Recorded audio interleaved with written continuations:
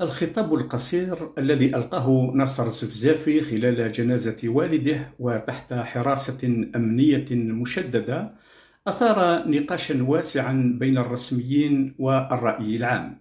الإعلام الرسمي ومعسكر المخزن اعتبره إشارة إلى توبة الرجل وعودته إلى حضن الدولة والعرش، لكن كثيرا من أبناء الريف ومناضليه رأوه خطابا مشفرا لا يفهم إلا بين السطور، ومحملا برسائل رمزية مرتبطة بسياق اعتقاله ودوره في حراك الريف.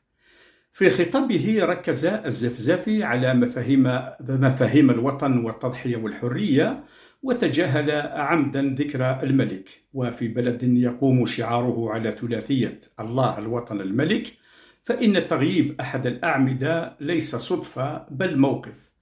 ذكر الله يعكس البعد الإيماني، وذكر الوطن يؤكد أن الانتماء للأرض والشعب.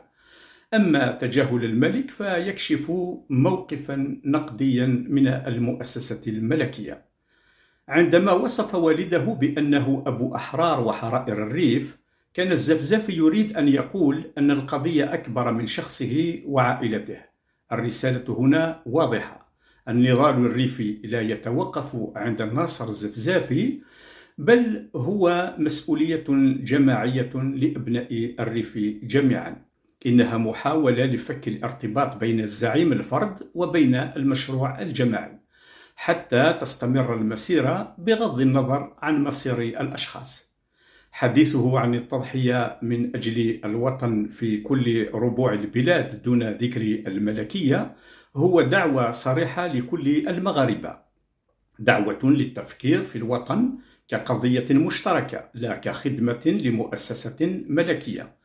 ولذلك هتف المشيعون بصوت واحد: عاش الريف، عاش الريف، شعار ارتبط تاريخيا بروح المقاومة ويعيد إلى الأذهان تجربة عبد الكريم الخطابي في عشرينيات القرن الماضي. عند مقارنة خطاب الزفزافي بخطاب الخطابي يظهر الامتداد التاريخي واضحا. الخطابي ركز على الوطن والحرية في مواجهة الاستعمار الأجنبي، والزفزافي يعيد إنتاج نفس الروح، لكن هذه المرة في مواجهة ما يمكن وصفه بالاستعمار الداخلي المتميز باحتكار السلطة والثروة والتهميش. كلاهما يرفض اختزال الوطن في شخص أو مؤسسة، وكلاهما يرى أن التضحية سبيل لبناء وطن عادل. حين وصف الزفزافي والده بأنه أبو أحرار وحرائر الريف، ربط العائلة الصغيرة بالعائلة التاريخية الكبرى، عائلة المقاومة التي جسدها الخطابي. لذلك بدا طبيعيا أن يردد المشيعون الشعارات نفسها التي غذت ذاكرة الريف منذ قرن. أما الدولة والإعلام الرسمي فحاولا طمس هذا الامتداد التاريخي. قدموا خطاب الزفزافي كإشارة توبة لقطع أي صلة بينه وبين إرث الخطابي، لكن الخطاب في عمقه أكد العكس: أن الوعي المقاوم في الريف مستمر، وأن الزفزافي ليس سوى حلقة جديدة في سلسلة طويلة من النضال.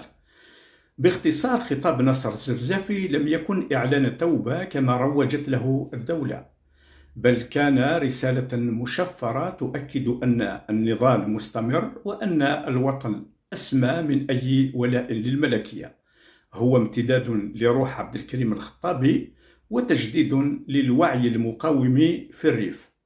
وبينما تسعى السلطة إلى طمس هذه الحقيقة، فإن الجماهير رفعت الصوت عاليا في الحسيمة وصاحت بحناجر دافئة وإرادة فولاذية: عاش الريف، عاش الريف، إشارة إلى أن المعركة لم تنتهي بعد. إلى اللقاء.